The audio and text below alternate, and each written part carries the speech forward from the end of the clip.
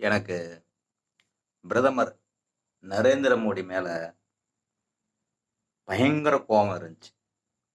இந்த நீட் அப்படிங்கிற ஒரு தேர்வுனால.